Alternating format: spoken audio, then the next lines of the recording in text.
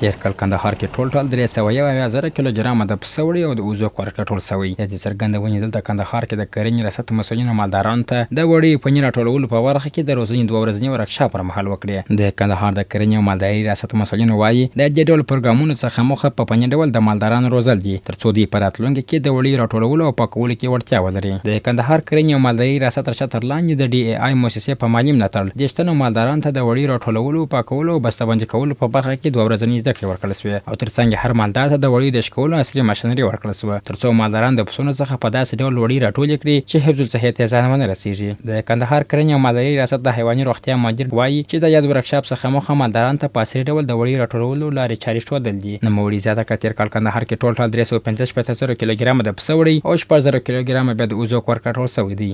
دا پروګرام د وړۍ د ټولولو په خاطر چې وړۍ څنګه موږ د مالو څخه یا د وزو یا د پسو څخه راټولې کړو.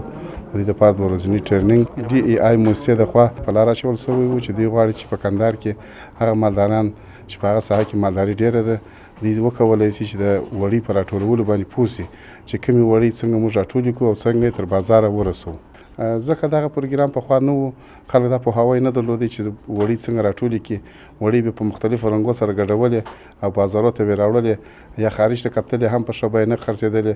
نو دغه پروګرامونه چې ورته دایریږي دوی اوس په دې توانېدلي دي چې وپوهېږي چې کوم وړۍ کوم بازار دپاره او کومې وړۍ مثلا موږ کولی شو چې په څه رقم یې ټولې کړو، څنګه یې بسته‌بندي کړو او څنګه یې هغه مرکزو ته ورسوو. تېر کال موږ تقریبا 3,15,000 کیلو د پسو وړۍ راټول کړي دي او 6,000 کیلو کورک د وزو وړۍ دي هغه راټول شوي دي. نو دا هم یو لوی عاید دی او د مالدارانو ته چې دغه برخې څخه ترلاسه کوي.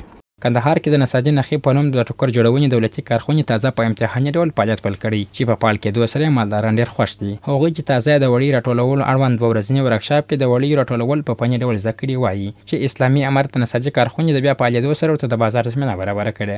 زما نوم داد محمد د عمان د ولسوالۍ. دا زموږ لپاره بالکل ګټورې وي. د خپل وړۍ په ارزښت پوه شو، د خپل مالدارۍ په ارزښت پوه شو. له دې خلکو له ټولو څه مننه چې موږ لپاره دا پروګرام جوړ کړي یا د 2 ورځو یا د 3 ورځو یا هر څو لپاره جوړ کړي. موږ ډېرې ګټې ځینې واخیستې، ډېرې پوه کړو. یا نو څه سر مو سر خلاصېدی وړۍ خو نو بالا موږ چې وړۍ هره کوم پر ځای مو غورځولې پر هغه ځای به مو غورځولې.